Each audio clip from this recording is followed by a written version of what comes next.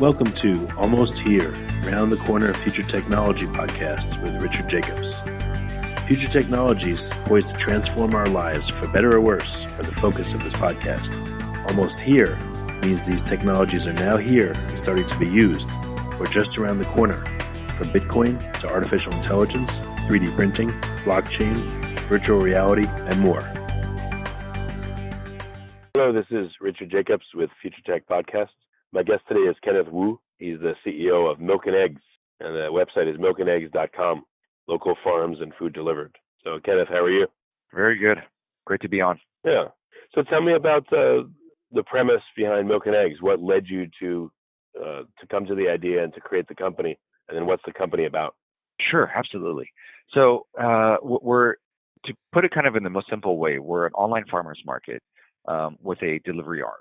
So we'll get essentially, imagine when a customer is placing an order for apples, or oranges, or carrots, that those oranges or apples are sitting in a farm on a tree somewhere, or that bread that you ordered is still hasn't been baked and still sitting in its kind of raw form. What we'll do is after that order is placed, hand it off to the vendor. The vendor will turn around and hand it back to us within 24 hours. And then we'll then, in turn, get it delivered from essentially our aggregation center to your house in 5 hours. So what we call ultra fresh, ultra, I don't want to say premium because premium makes it sound expensive, but it is a very special type of experience. So it's super fresh, super convenient, and delivered to your door.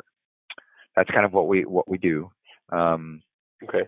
Sorry, to answer your second question, how this got started, so I've been in e-commerce for about 15 years now, 16 years. And 4 years ago, my wife and I had our second child. And, of course, I had been in e-commerce for so long. I was very used to kind of the conveniences of kind of the online world. So Right. I remember helping out, and I had ordered some diapers online. I ordered some clothes online. And I ordered a TV online, and it was all to be delivered, the following week or the next day.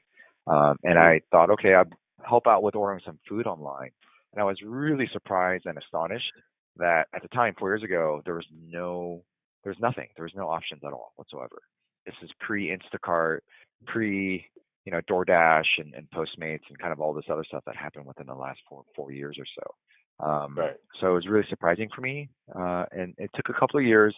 I really wanted to make sure that we structure the company or model in a manner that wouldn't be competing directly against Walmart or Whole Foods or Kroger or any of these other kind of national grocers, because we really needed to have a unique model and have a value prop that was beneficial for not only the customers, but also for the farmers as well.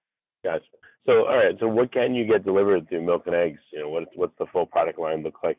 Yeah, sure. So, great question. So we essentially focus on just the perishables. That's really kind of our niche and where we want to be kind of market leaders on. So we only do, if you think of kind of when you go into a supermarket, and the layout and the footprint of a supermarket, we do what is referred to as the perimeter aisles.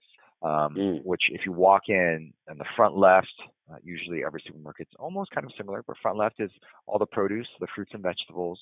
You keep heading down to the back left corner is usually kind of the dairy, eggs, milk, cheese, right? In the back left corner. You have some juices as well, some refrigerated or perishable juices. And then back right corner is usually where the meat department is, where the proteins are. So for the seafood, meats, beef, poultry, and then the front right, when you circle all the way back around, is where the perishable kind of baked goods are. So kind of bread, pastries, kind of where all the carbs are. So it's kind of the carb section. So we do all the perimeter aisle products, and that's the only thing we focus on. We really kind of stay away from what we call center aisle products, which is kind of the middle stuff, which usually is correct. All the prepackaged, all the chips, soda, flour, toilet paper, paper towels. We stay away from all that stuff. Well, one thing I've noticed, I've used some of these companies like Instacart, et cetera, and they don't do well with the fresh stuff. I think that's why it may be a good niche for you. Like they don't, let's say I want avocados. They don't care. They just give you whatever. If they're rock hard, they give them to you. Well, you get bananas. If they're black with mold all over them, they don't care. They just throw them in the cart. I mean, exaggerating a bit, but they don't give you the good stuff. They just get whatever is there. And I want someone to shop for me and give me the good stuff. The good-looking blackberries, the good-looking, produce or meats or whatever. I don't want the garbage. So is that part of your premise? Is there any curation on what you guys pick up from the stores or from the farmers? Yeah, absolutely. So that's the big thing for us. So because we're essentially an online marketplace, right? So imagine like Etsy or eBay, or like even Uber, to some extent, is a marketplace, right? We're there to connect, right, the farmers and the customers together, right? We're that centerpiece. So we're disintermediating all the middle steps, like the distribution, the warehousing, the additional distribution or DC for the supermarkets, and also disintermediating the supermarket as a whole, right? The real estate and all the merchandising and manpower that goes into kind of stocking those shelves and then, keeping them looking pretty and then having a customer come by and pick it up anywhere from a day to 3 weeks later, right? So we cut all of that out with the goal of being the farmer is the one representing the products, right? So they have an incentive, and they're incentivized to make sure that the product they give us looks good for them. So the strawberries, the blueberries that you're referring to, yeah, they give us the good stuff, right? The better stuff, because they know that their name is on the website. That product represents their brand. So yes, so one, it's fresher because it never went through this whole supply chain and end up in kind of the supermarket and sit there for who knows how long, and get moldy or bruised or beat up, or handled so many different times all along the way. But two, it's actually representative of what the farmer provides. So it's good product. It's the product that they want to give. It's the product and we QC it, we quality control it on the way in as well. So it's really important that that's the quality aspect is a huge point. And thanks for bringing that up. It's kind of like early on. That's one of our main focuses. Yeah, I'm just telling you as a consumer, that's what I noticed. So it sounds like this is like farmers market to you. Yes, that's exactly it. I guess, right? Absolutely. Yes, correct. You got it. Dead on. So we call it online farmers market delivered, right? But that's one of our slogans that we use sometimes depending on our target demographic. But yeah, absolutely. That's you got it. What if what if I don't know what to get? There's a lot of produce and a lot of stuff, and I don't know, I'm hungry and I want stuff to make dinner a few times this coming week. Well, I just don't know. Like, do you have pre-made baskets of stuff where you pick it and I tell you what I want, or you guys pick it, or is there a theme? Do you do anything like that for people that don't know or want to be surprised? And get like a weekly box of stuff that chef's choice or something, that kind of thing. Absolutely, yeah. So we offer all of the above that you mentioned. So in addition to what we call the standard products that we offer, we have curated boxes, whether it be a farm box or be a seasonal box, or we have a new mom box. We have an office meeting box.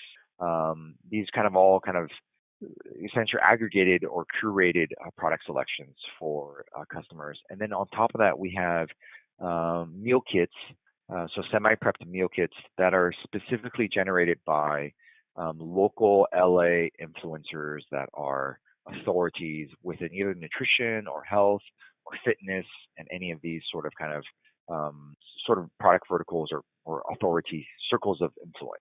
So they say, okay, I believe that if you're going to be on a Whole30 diet, these are kind of two meals that I might go to for a Whole30 diet, and they'll tell us what the ingredients are. We'll put together the package or the meal, and you can order that as well. So it's totally whatever you feel up to. So we have kind of the whole spectrum in that regard.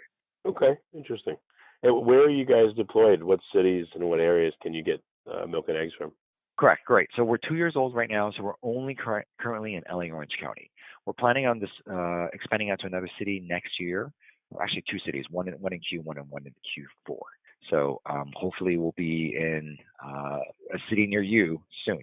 If you're not, whoever, right? If you're not already in LA Orange County. Right. Okay, I gotcha. So what's the plan over the next 6 months or a year? What's the expansion plan? Absolutely. So goal right now, we're in October, so the goal is to finish the year strong.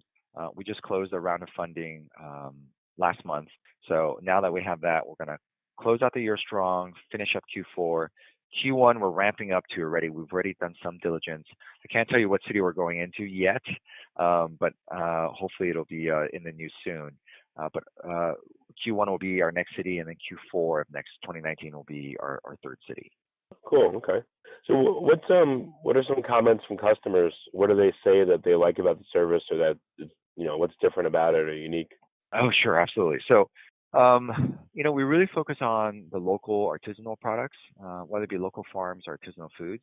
So one of the common comments that we get is that they love the ability to have access to this food that they normally don't have access to, right? Some people are not located next to a farmer's market, and even if they are, not all the kind of like Bread Lounge is one in LA. That's a really famous brand. They're in downtown LA. They're a well-known bakery, and they've opened up a little sandwich shop to make sandwiches with their breads with. But really, they're only located here in LA and or downtown LA. And the only way to get it is if you go to downtown LA. They're at one farmers market in downtown LA, and that's it. So really, anyone outside of kind of the downtown area doesn't have access to Bread Lounge, right?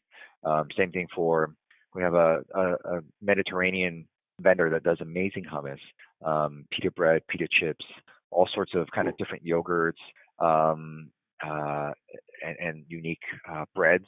And really, again, no access to these guys unless you go to one of the farmers markets that they happen to go to. And people's schedules get busy, right? So one, they love the fact that they have access to different types of food that they normally don't have access to or can't get to unless they make a long trip. Second most common feedback is they love the amazing quality of the food, the freshness and the quality. We get comments all the time that say, "Oh my gosh, like I can't even find apples this large or this good in the supermarket. Like it just it's not here anywhere that I can find, right? Unless I go to some high-end premium supermarket like Gelson's or Whole Foods, maybe not even. But a lot of the customers say that really our quality of food is better than Whole Foods or, That's great. definitely better than Kroger and the supermarket they usually go to. Yeah, looking at the site, I see you have grass-fed beef. You have like all kinds of really cool stuff. That's great. Yeah, correct. Making me hungry looking at this. Yeah, I know. Trust me. When I'm working all the time, I look at all these pictures and I look at all the meal kits that come through, and I look at the social media, and I'm just like, God, I'm just constantly hungry all day. It's amazing. And there's just so much good food out there, really, especially on the kind of homemade or self-prep side. And it doesn't have to be hard, right? A lot of the stuff is really simple, but it's amazing how some of the stuff just looks so good, really. Like, it's amazing. Yeah, no, that's really cool. What about from what I've learned, I don't know, 40% of all food, maybe even 50% gets thrown out. Like these large grocery stores, they don't want to put out stuff with spots. They don't want to put out stuff that is blemished. So from the time that food goes from a farm to a store, a lot of it gets thrown away. Yeah. Since you're not getting stuff from stores, you're getting it mostly from the farmers directly. I don't know. Are you able to access different levels of produce that people can opt in for? Like, what if someone says, "Hey, I'm okay with blemishes and all that. I just like the fact that it comes directly from a farm. I want that." Do you how does this change what you do? Perfect. Again, another great question. There are multiple levels of food waste all along the supply chain, and we're really keyed in onto that, and we really think that's really important. It's definitely one of the value props that we offer. So there's two main areas of food waste. One, directly at the farm level. So there is about 30 to 40% of the product that's farmed that's what they call aesthetically challenged, right? Just never mixed into the supply chain at all, right? One of the key players in the space is Imperfect Produce. They try to do that. There's another one that just got funded recently, and they focus more on the B2B side as opposed to the B2C side, because it totally makes sense, right? So if you're in a restaurant, there's no reason why they need to have perfect looking product because they're just chopping it up and cutting it up and putting it into, into some dish, right? Where it really aesthetically is invisible to the end consumer, right? So there's a Right. large portion of that that goes to waste, 30-40% of everything that's farmed, which a lot of water, all this other stuff that goes into it, really is just it's a big drain and big burden on our ecosystem, um, and our environment. So really, if there's a lot of room for improvement there. There's another stage, the second stage that there's a lot of food waste that happens, which is essentially in the supply chain. So as things get either expire, go to waste, or kind of get damaged along the way, there's about anywhere from 5 to 15%, but about 10% on average, that go to waste, right? So in total, it's about 50%. So for every Hmm. apple that you see on a shelf in a supermarket, there's another one that essentially got thrown away, right? So Yeah, that's a it's a lot. 1-for-1 ratio, right? So for every 100 apples we sell, 100 go to waste, right? Just literally just go to waste. So we try to help on both of those fronts. On the first stage, we have what we call um, we call it juicing product, right? Or aesthetically challenged products, right? So we have juicing carrots, we have juicing apples, juicing oranges. They may have some blemishes or scars on them, but you're throwing them into a blender, so who cares, right? So that's one side, and that is on phase one because we get that from the farmers directly. So we ask them specifically for what they call type 2 or type 3 products, right? So tier 2 or tier 3 products. So give us your product, we'll sell it for you as well. Obviously, it's at a discount to the consumers, not at a premium. Because if like Imperfect Produce on their end, they do it kind of at market value. So there's a great margin, but you know there's a great economics to them for their model. But overall, it's for a good purpose, right? So people will do it. So for Right. us, we do it with a discount. You want to buy something aesthetically challenged, you don't care about how it looks, great. We have that as well. And then two, on the food waste side, in what you call shrink, kind of in the supply chain, we have that almost down to 0% because essentially everything we get in our warehouse goes out the same day. So everything is same day in, same day out, what we call a same day fresh, right? So again, the apple that you ordered wasn't trucked in from, overseas somewhere, sitting on, a ship, then on a boat, then in a warehouse, then in another truck, then another warehouse, and then in a store, and then sits there and then for you to pick it up. It goes directly from the farm to the customer. So the shelf life essentially is non-existent, right? There's no shelf life. It comes in, goes out to the door, uh, within a matter of hours. So there's no Hmm. sort of waste in the fact that it expired or went bad. What would you say is the average amount of time that that food sits, from the time that it's farmed and picked till it gets to you, Oh, when it's in the store? oh, for us, yeah. So sometimes it depends. Like on the breads, it literally sits there for an hour. So it gets baked, gets dropped off at 1 a.m. We get it turned around in a customer's door by 4 a.m. or 5 a.m. Hmm. So it's like on the shelf, it's less than an hour, right? Same thing for the pastries and the bagels and the English muffins. Those, oh my gosh, if I I don't know if you've ever had a fresh bagel before, but that for me was like life changing. I've had lots of bagels in my life, but once I had a fresh bagel, it was like, oh, it's all over.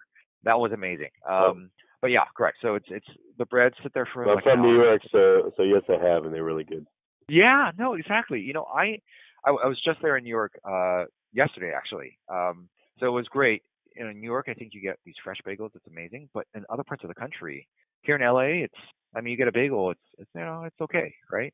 But you have a Yep. fresh bagel and it's amazing. It's really, it's like, oh my gosh, what have I been eating this whole time? Obviously not fresh Hmm. bagels because it didn't taste like this, right? So, but anyways, yeah. So on the bread side, it's definitely very short. Some stuff like oranges, apples, you know, they probably were plucked about 24 hours ago, 16 hours ago, harvested about 16 hours ago. So they come off the tree, get into a truck. Farmer has, essentially 12 hours to turn it around and drop it off at our warehouse. Then we have, a matter of a few hours to get it picked, packed, and sorted into a bag, and then dropped off in a customer's door. But how does that compare to something I'll get from the grocery store? How much longer does it take to get Oh, to the sure, customer absolutely. versus what you do? So we'll pick like tomatoes, for example. So tomatoes, a lot of that is grown overseas. and to some extent, our products are as well, depending on what it is. Like pineapples, unfortunately, don't grow in California. So that kind of, and same thing for Hawaiian papayas. We can't, Hawaiian papaya isn't a Hawaiian papaya if it's not from Hawaii, right? So, so some of our products are, but generally in a supermarket, the supply chain is much, much longer. So it comes anywhere from, let's say, from like South America or Mexico, or even from across the country, from Florida, and some of the Sun Belt states. So they'll travel. The main thing is it travels in a truck thousands of miles or in a ship, and that time is anywhere from days to weeks. I mean, it can be quite extensive, and there's definitely this depreciating nutritional value as it sits once it's been harvested. So you want to try to eat something as fresh as possible. Like our spinach, ours come from here in California. It's just South Coast, California, either Orange County or Central Coast, which is about an hour, 2 hours away from us. So that comes down, it's 2 hours fresh, just got harvested that morning, gets on a truck, gets to our door by that night, and we turn around and deliver it to a customer's door the following morning. So it's, again, same thing, it's what we call same day fresh, right? It's amazing. Yeah. It's totally different supply chain, different everything from like a grocery store. So that sometimes for their spinach may take days to weeks at least. So there's definitely a difference there. What about out of season stuff? Stuff that'll come from South America, other places. Do you not even carry it because you don't go to grocery stores? So we have a mixed approach. We did a little bit of research on this, and that's a great question. So some customers really just want to have the availability of some of these products, even though it's not in season or kind of local. So we have these little tags on them that say for the products, if it's in season, if it's local, where it's from, so that the customer knows what they're buying and when they're buying it.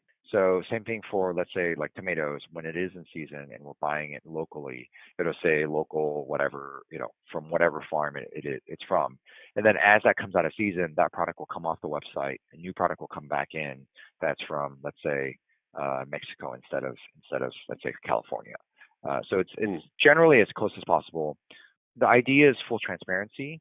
The goal is to be fully local, but we understand sometimes that's just not realistic for some consumers because they want to have tomatoes year round, right? So instead of just kind of hiding it and making it kind of invisible, we want to be completely upfront and transparent about it to the consumer, so they know what they're buying when they're buying, and it's really a choice of theirs. And it's if they want to get something that's totally local and something that's same day fresh, that's really that's the majority of the time. But on the off chance that it's not available or it's not in season, they have the choice. Yeah, no, that's really good. That's excellent.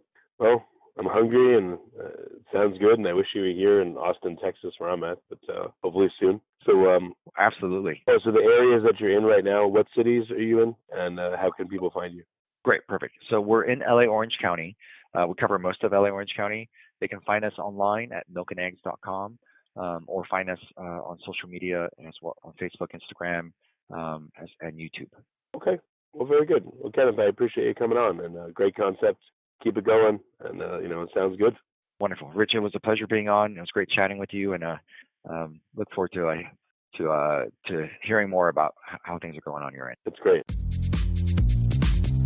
You have been listening to Almost Here, Around the Corner Future Technology podcast with Richard Jacobs. Subscribe to this podcast, post a review to discover more future technologies that are poised to transform our lives for better or worse, such as Bitcoin, artificial intelligence, 3D printing, blockchain, virtual reality, and more.